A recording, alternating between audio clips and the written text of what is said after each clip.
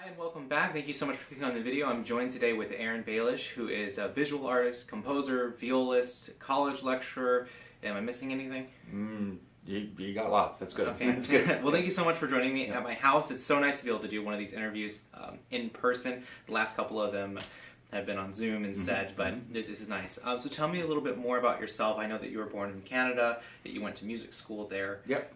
I was born in Calgary, but I lived a majority of my life in Canada up in a little town called Grand Prairie, Alberta, and it's midway up the province of Alberta, and it's a fairly isolated little town. Started out at about 20,000 people when I went there, and due to the oil boom, boomed very large and got a big population in there, and it was a very interesting town to grow up into with regards to all of the music and art that was going on in that side of the town. So it's a big artistic community as well? Yes, yeah, and it's kind of interesting, again, because I have some theories on it, but one of the things I kind of speculate, because it is so isolated, you had a lot of community, it was just a very strong community to have arts and music in. For instance, we had a couple of violin instructors. We didn't have a cello teacher, so the community rallied, and actually for a number of years we flew in a cello teacher on a monthly basis. He gave monthly lessons for the week, and then flew out, and eventually and that was a very unique time. Again, what we would end up doing is we would end up hosting him at various families' houses, and he in fact introduced me to the Rostropovich cello recordings. He brought up a recording one time, and I listened to Rostropovich play cello on the record. He was teaching my sister at the time, who was interested in the cello. So yeah, that's an example of what that community did. So for the size of the community, there was an awful lot of arts going on, and I didn't quite realize how unique the place was until I moved down to Houston, there is a lot of things going on in Houston, but it's quite interesting how in some ways things don't reach out to the community as much as you would assume they would. In terms of outreach to the suburbs and other places like this. So it was a nice place to grow up into. Now, were you always a violist, or did you start violin? I started with piano, actually. Started piano at the age of 5, and piano was my instrument of choice until I was 16. And I won a number of regional competitions on piano, but by the time I was 17, I just really wasn't interested in it anymore. I didn't feel like the right instrument. And I had been playing violin and viola in the school orchestras, and I decided violin was it, and viola was really it, because I was tall and big, and so it was a good fit for me. So we actually know each other because my one of my mentors actually went to school with you, and that school was it was in Toronto, or was it Quebec? That was University of British Columbia. Okay. In Vancouver. Oh, okay, and that was with Gerald Stanek. Yeah, that was with Gerald Stanek for a couple of years, and that was where I met Nick Ujelmi, and very fun guy, very life of the party. Yes. Very yeah. Very talented. Yeah, exceedingly talented, yes. But yeah, really great guy to know during that time. Yeah. So then, where did the composition come in? The composition actually came in. The composition came in fairly early on, but it actually came as a kind of result of going to UBC. UBC, the way they had structured their school at the time, was you kind of had to pick your path. And if you were a performer, you really weren't a composer. If you're a composer, you really weren't a performer. They had really struck to very traditional academic lines, and at that time, I didn't really feel like I was entirely a performer. I was entirely a composer. I wanted to have more exploration, and UBC wasn't really going to be the right venue for that, so I transferred over to the University of Calgary, and they were linked with the Banff Center. Thomas Ralston actually was doing the orchestras at the time at University of Calgary, And he said, "Come on over and you can play in the orchestra and do some composition and check things out." And University of Calgary was the best fit for me because again, I could take some visual art classes, I could take some composition classes, I could take, I could play in the orchestra, I could explore all of these things. So that was the right fit for me at that point in time. And you had a very extensive career as a soloist, chamber musician on viola as well. Yes, after University of Calgary, I went and got a master's at Rice, and then after that won a spot in the training orchestra of the Chicago Symphony, and was in Chicago for about 3 years, and then after that won a position in Houston at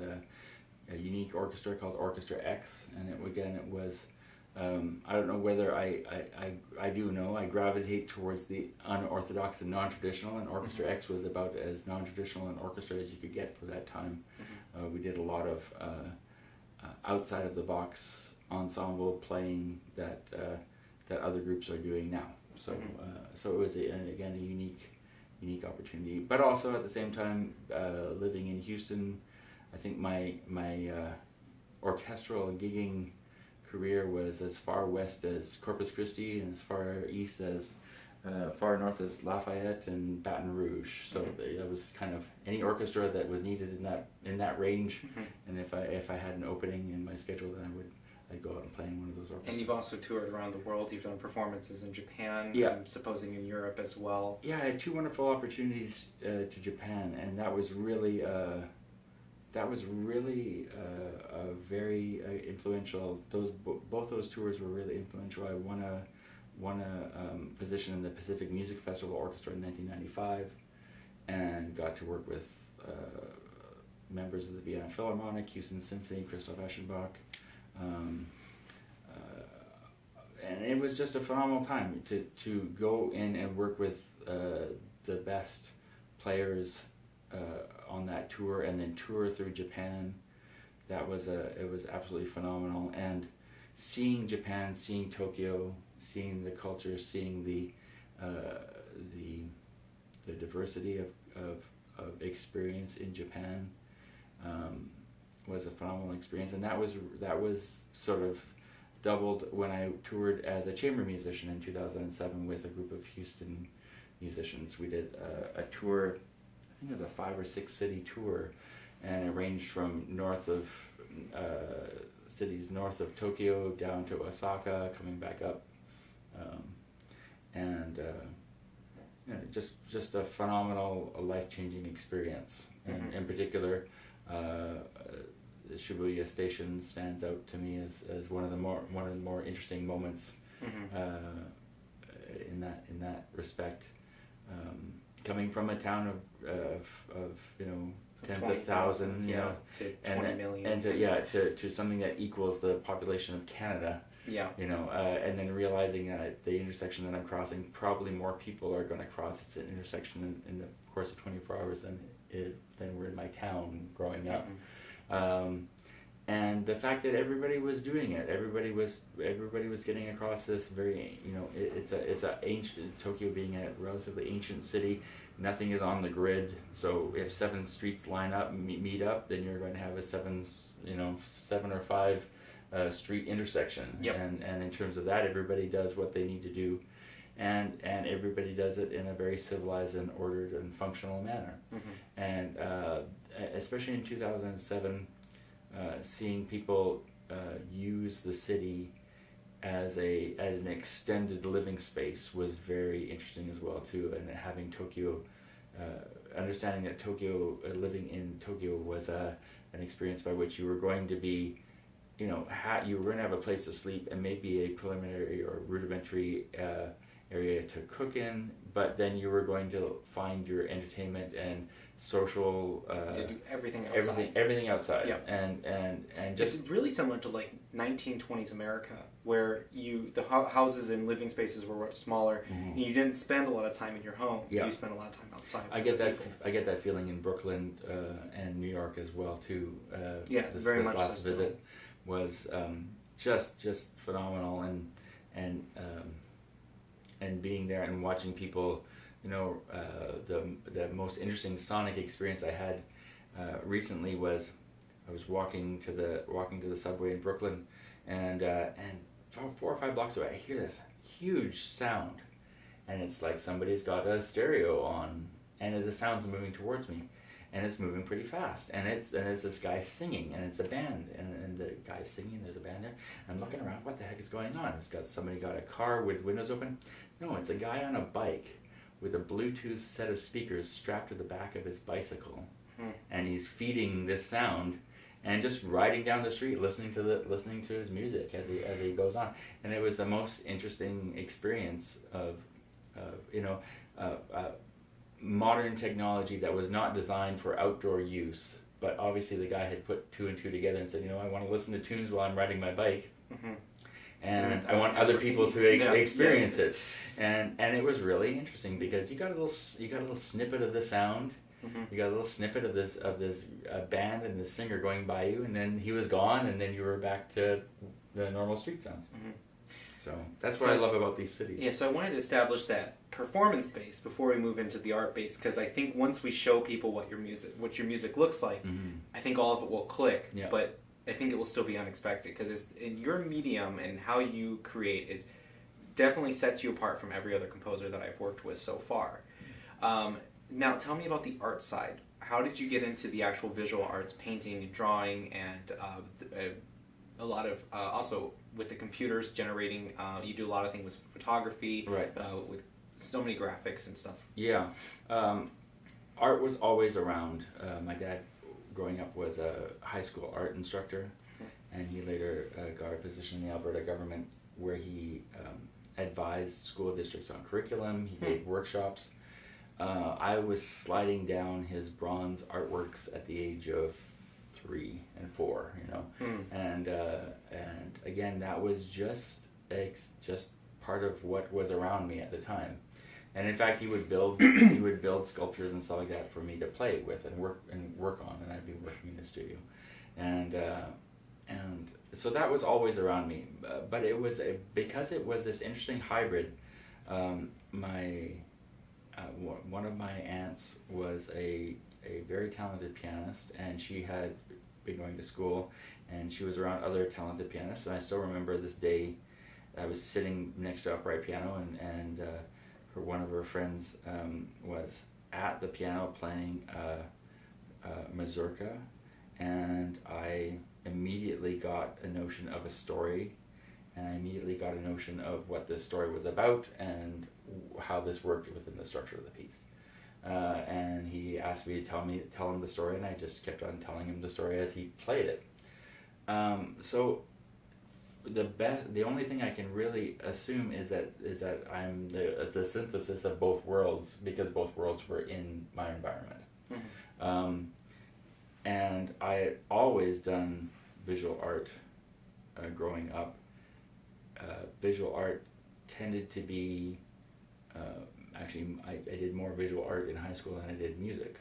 I would take a double course of art as an elective, and then back in the day you had what's called study hall, which was your free time, and I chose to do study hall in the art class. So I remember, I think in my 12th grade, I think I had study hall at the beginning, which meant I went to the art studio, art room, and then I had 2 units of art followed by lunch, which I stayed in the art class, and then I had another study hall which I stayed. So it was one day it was completely art. And in university it was the alternative to practicing, and practicing was very enjoyable, but I found I needed something else to balance out the experience. And that was always taking, drawing classes or visual fundamentals classes or art classes, and so I took as many of those as I could. And in 2008, I decided to basically flip the notion of music being a career and art being the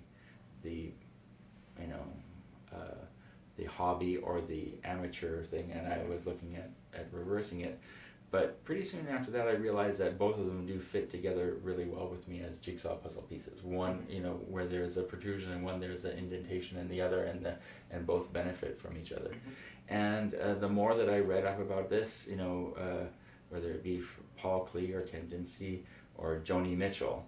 I mean, all of these people tend to bounce back and forth, and it is really, to me, also reflective of our era. The idea of intermedia, of having a territory, both intellectual and emotional, where both exist. So in that sense, I do have in my head a vision of a land where both exist and intermingle really, really easily. So that's where I guess the visual art end of things, I couldn't help but not do it. I had to do it, whether it be a response to the stresses of music as a profession, or just having it necessary in my life. So let's show people one of the scores. So this is one of the pieces that you call iMusic. So can you, for everybody, I hope they can. So this is what the music looks like. This is a simple example of many of the pieces that you have. And can you explain to people how this came about, and the first instance of this is something I work, because the story of you discovering this is actually quite interesting. Yeah, the first time I was in the Chicago Civic Orchestra. I was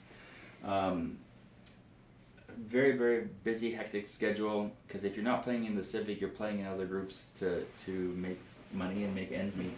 And I was drawing, and it was very cold, and even though I come from Canada and it is cold in Canada, it's really cold in Chicago, or it can get really cold in Chicago. So I was in a little drafty apartment, and I had heated up my pens. I had put them in water because the ink wasn't flowing, and the water was too warm, and the pens exploded when I put them onto the board, and I saw the marks that the exploded pens had made, and I started working with them. And so in doing that, the first iMusic score was created in Chicago in 1997, and I held on to it because I saw something in it, and I saw it was a synesthesia type moment. I saw musical gestures in that score. And so because I held on to it, I wanted to kind of figure it out. So from 1998 till 2011, when I went back to school for a master's degree in visual arts, it had been kind of sitting in the back of my mind, kind of bugging me.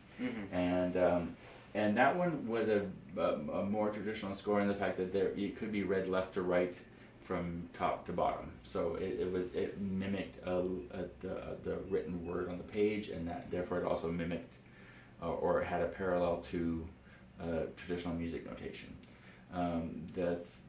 This score is actually an evolution of that, or a progression from that. It's a multi-axial score. In other words, the performer is allowed to view it in any position they would like to. So we could have it that way, so we have it this way. But one thing I realized early on is these artworks that are also scores have to exist successfully in both worlds. In other words, they have to really work as a visual piece and also imply a sound. And so with regards to this score, we have a lot of gestures which are following along a traditional ink line, and that's done in a traditional fashion. This is actually blown ink. I blow it onto the canvas, and again that goes right back to the first iMusic, because I was wondering what the heck these exploded pens will do. So I actually took the straw and blew them, and created a gesture which has some element of control. The ink doesn't just splatter all over the place. It creates because it's coming out of a very thin tube, it creates a certain nozzle and a certain range with its blowing, and the consistency of that ink allows for a certain draping and a certain folding of the lines, which is at one moment it's uncontrolled, I can't control it, but at the same time there's a certain repetitive nature to how that ink works in that tube. And for me, when I see it, again, I don't classify myself as a person who has synesthesia, but I do tend to hear what these marks could be sonically. And I'm very interested in exploring that with other musicians. And again, why do I do it? Well, because I hear something when I see it, I'm interested, I'm really fascinated, rather than doing a traditional score and dictating to the performer exactly when they should play and how they should play and what frequencies they should play at what dynamic level and what you should be feeling, because I'm going to give you a title. I'm interested in those musicians that also see some potential in what these scores could represent sonically and working with them. And that's the idea behind these scores. Now, one thing I realized early on when I went back to school to try and figure out how these scores should be organized, is that there is a number of musicians who accept this as a score and go ahead and understand it intuitively, and I'm really fascinated with how they view it. And there's other musicians that have enormous problems with these scores, because again, it comes of partially on how they've been taught and how they view music and what music is and what music isn't. And this goes back to my early notion of when I was listening to this mazurka, that there was a story there. And when I work with these scores, when I create these scores, I have them around the house for quite a while. I watch them, I take note of them, I take note of my reactions to them, and a story emerges. So for the first six iMusic scores, and this is the fifth iMusic score in the first six, these are stories from my life, these are stories from my experience, and what I have done with that is there is a story with each one of these iMusic scores that go along with the iMusic score. The difference between 19th century programmatic music and this programmatic music is that only the musicians get that story. Oh yeah, so then the audience has to come up with it themselves. The audience has to make the connections themselves. And again, it has to kind of do with the idea that I'm respecting both the performer and the audience to make connections, and respecting those connections. And actually, many of the stories that people have come up with at the concerts have been very close to the ones that you've actually come up with. There's been a number of parallels, which has been satisfying in one sense to see that something may be transmitted, and that's very interesting. I'm interested in pursuing that idea more. But also the other fascinating thing is what other people bring to the table. Again, Chopin did not have my story in mind when he created the mazurka. But nevertheless, his work inspired me to tell the story. Sure. So what does this have to do with anything? This has to do with the fact that I believe that everyone has a valid story to tell, and I think that contributing to the wider narrative, to the larger reality that we have around us, it is very important to leave these spaces open for these people to do this interpretation, and for it to be a validating experience for their interpretation. So we send them along these lines, but we don't dictate to them, and I don't dictate to the performers how anything should sound. Right? And or so how you should tell the story. Right. Because even the story that you hear becomes your version of the story. Yeah. So then I want to talk to you. I want to move to the last thing is the piece that I commissioned, which is called 6 Meditations for Shakuhachi. This next series of iMusic, but it's 6 scores. I mean, it's really impressive to look at, and it's really gorgeous. We had a chance to hear the first movement and the last movement of that last year at the Houston Composers Salon, and we're hoping to collaborate it with String Quartet. What was it like for you? Because I told you my story, as going into Shakuhachi and basically my life story, and you created almost like a biography via iMusic. Right. Can you tell me a little bit about the process of this? Well, this next series of the iMusic scores, I'm rather than them being my stories, I am interested in working with anybody who would like to tell me a story. Mm-hmm. And you told me a story, and it's a fascinating story, and it was one of the most challenging stories I've had to write about iMusic so far. And it was very rewarding for me to do that, I have to say, because it really stretched what I needed to do with the gestures. Mm-hmm. In doing that, it kind of comes full circle. If a story is told, and then I, as a fellow human being, hear that story, and that transforms into a graphic score, mm-hmm.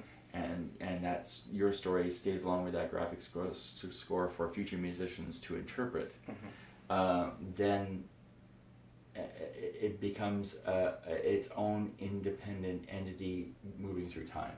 Mm-hmm. And it is partially you, and it is partially me, but it becomes its own thing, because afterwards it has to be interpreted. That's right.